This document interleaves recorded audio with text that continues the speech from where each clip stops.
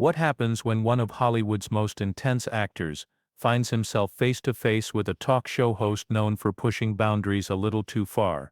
You're about to see the moment Tom Hardy's famously cool demeanor slipped live on air, and it all began with what appeared to be a harmless question about his private life. Before we get into this tense exchange that left the studio audience in complete silence, don't forget to hit that subscribe button and share your thoughts in the comments. This story might change the way you view late-night television. There was something different about the energy in the Jimmy Kimmel live studio that Thursday evening. Tom Hardy had come by to promote his newest film, but his body language hinted that he wasn't in the mood for Kimmel's usual playful antics. Seated firmly in the guest chair, the British actor's stiff posture and clenched jaw sent a quiet message familiar to anyone who had worked with him: proceed with caution. Kimmel, apparently unaware of the tension radiating from his guest, opened with his trademark grin. "So Tom," he began, "I have to bring up something that's been all over the headlines. There's been talk about your personal life, and I think our viewers would love to hear your side of the story." Hardy's expression tightened, though his tone stayed even. "Jimmy, I'm here to talk about the film. Let's stick to that." Kimmel leaned in slightly, undeterred. "Come on now. You know how it works. Being in the public eye comes with some trade-offs. There's been chatter about your marriage lately. Want to clear the air?" The audience shifted uncomfortably, as a long pause filled the room. When Hardy responded, there was a firmness in his voice that commanded attention. "I said I'm here to talk about my work. My personal life remains just that, personal." Kimmel gave a light chuckle, though there was a hint of provocation beneath it. "For someone who plays such tough characters, you're taking a pretty mild question awfully seriously. Not exactly state secrets, is it?" "Seriously?" Hardy repeated, his accent thickening with each word. "No, Jimmy, I'd call it respecting boundaries. You might want to consider that." Kimmel's smile wavered briefly before he redirected. "All right then, sounds like someone's in a mood. Let's switch gears. How about your method acting? I heard you stayed in character for months during your latest shoot. That must have been hard on those around you." Hardy, whose hands had been calmly resting on the chair's arms, slowly clenched his fists. "What exactly are you suggesting?" "Nothing. Absolutely nothing," Kimmel replied with mock innocence. "I'm just saying that some folks in Hollywood have described you as, let's say, intense to work with. There are stories about you being tough on set, demanding, maybe even a bit unpredictable when you fully commit to a role." The mood in the studio noticeably shifted. Hardy leaned forward, his voice low but more cutting than if he'd raised it.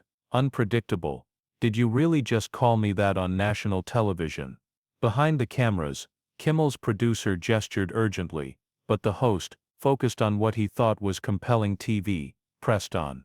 "Look, I'm only sharing what I've heard.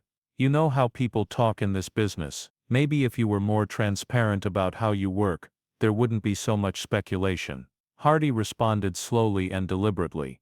"My approach to acting is not up for discussion, nor is my private life, my relationship, or anything else unrelated to the project I came here to promote. But since we're talking about difficult behavior, let me ask you something, Jimmy." Kimmel's confident look began to fade as Hardy continued. "How many guests have left your show mid-interview? How many celebrities have asked to avoid appearing here because of interviews like this, disguised as casual conversation but designed to corner and provoke?" "I don't know what you mean," Kimmel replied, though his laugh lacked conviction. "We're just having a bit of dialogue." "A dialogue?"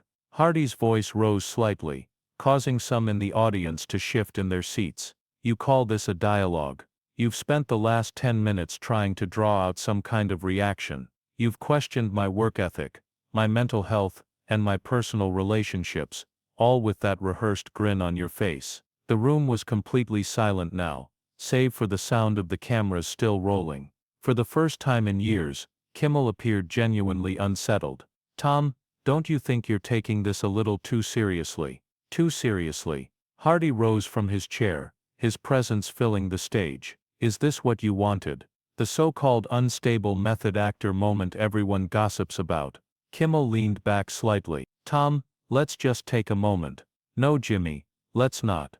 Let's talk about what you really do here every night. You bring people on your show, under the pretense of promoting their work. Then you spend the segment digging into their personal lives. You pass on rumors, as if they're facts, and frame it all as entertainment. The host attempted to regain control of the moment. Look, this is live television. Sometimes things get a bit tense, but there's really no reason to what.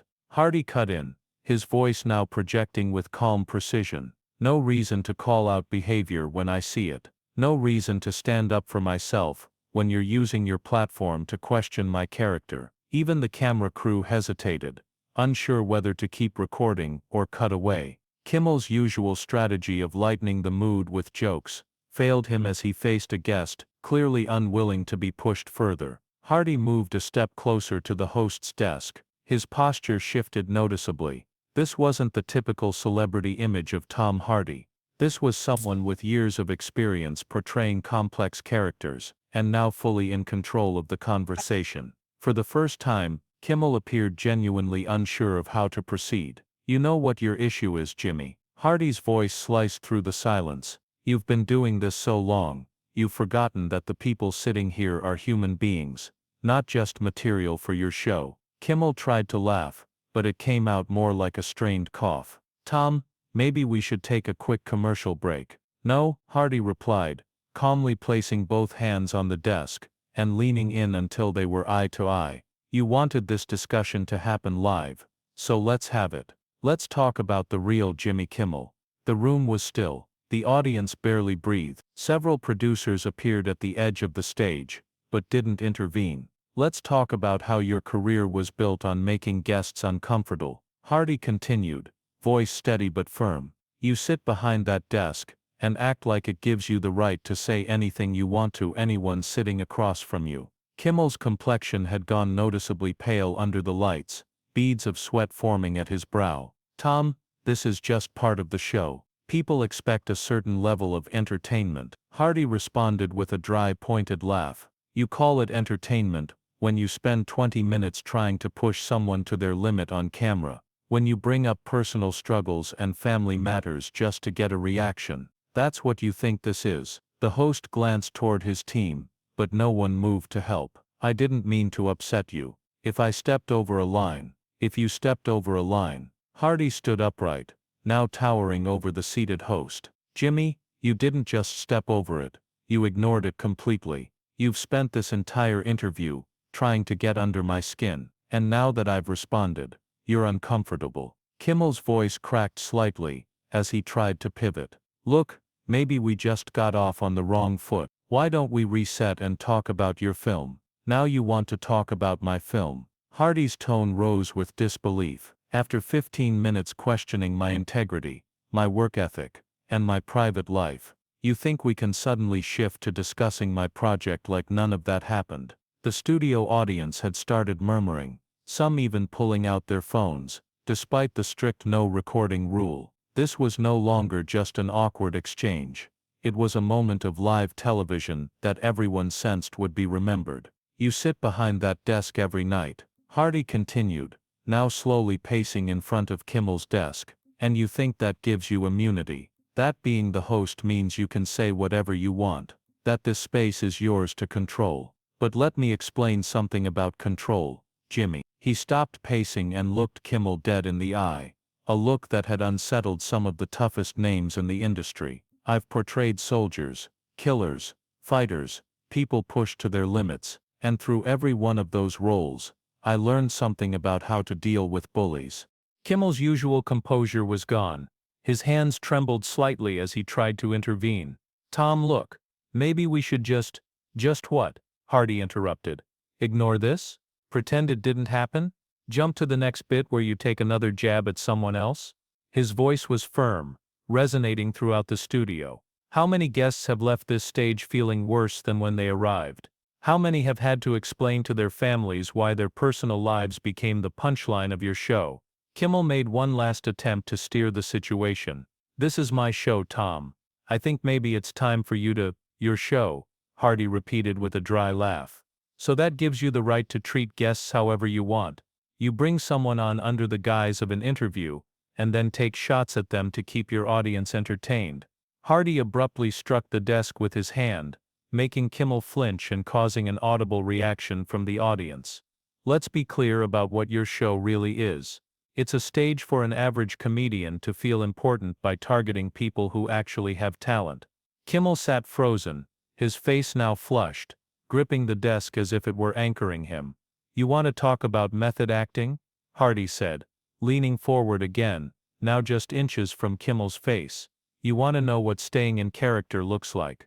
Right now I'm not in character. This is me, Tom Hardy, telling you exactly what I think of you and this show. Kimmel could barely speak. His voice came out as a whisper. Security. I think we need security. Hardy straightened, a faint, bitter smile on his face. You're calling for security because your guest finally told you the truth? Because he refused to play along? The studio remained completely still. Even the camera crew stood frozen, caught in the tension. Here's what's going to happen, Hardy continued, voice low and measured. I'm going to finish what I have to say, and you're going to listen. For once you're going to deal with the outcome of your own actions. Hardy unclipped his mic, calmly and without rushing. Then I'm going to walk off this stage, and you can explain to your viewers, and your network, why one of the industry's most recognizable actors just called you out on live television. Kimmel made one final effort to regain control. Tom, we can edit this. We can edit this. Hardy's voice cut in sharp and incredulous. You think this just disappears? You think you can clip it out and pretend none of it happened? Jimmy, this is live TV. Millions just saw you get called out for exactly who you are. The silence that followed was heavy. Everyone in the studio knew they were witnessing something rare, something that would be discussed long after the cameras stopped rolling. Kimmel sat frozen, his expression a mix of shock and discomfort, while Hardy stood firm, as if delivering a final judgment. You know what's really disappointing, Jimmy? Hardy went on, his tone now cool and deliberate, more unsettling than the anger before. You had real talent once, but somewhere along the way, you got too comfortable, too full of yourself. It became easier to mock others than to be genuinely funny.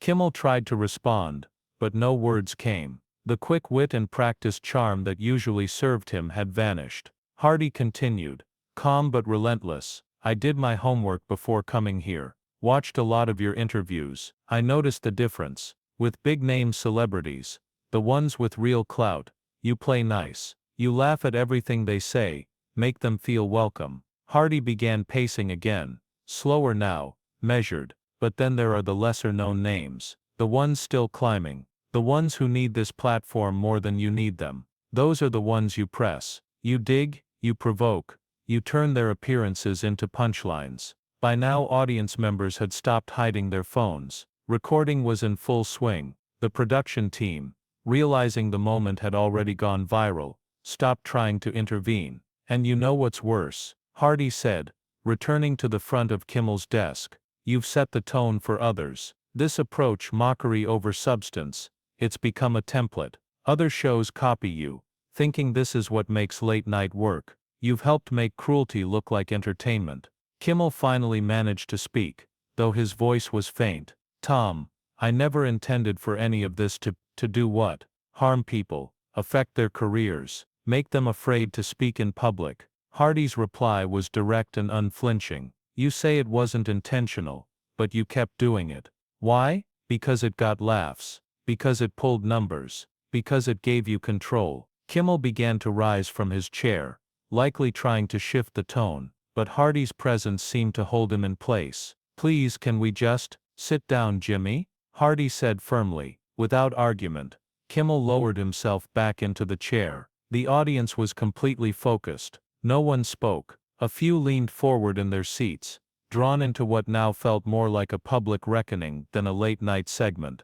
The usual background sounds, whispers from crew members, quiet technical chatter, had all faded away. Do you want to know what really frustrates me about all of this? Hardy asked, his voice low and steady. It's not just that you tried to embarrass me tonight. It's that you do this to people who can't defend themselves. Young actors, new to the industry, who are so eager for any exposure that they'll put up with whatever treatment you throw at them. Hardy turned the guest chair to face the audience. Everyone here tonight, Take a moment to reflect on what you just saw. You watched a talk show host try to damage someone's reputation for laughs, and when that person pushed back, you saw him fall apart. The audience remained silent, uncertain whether to clap, speak, or just process what had happened.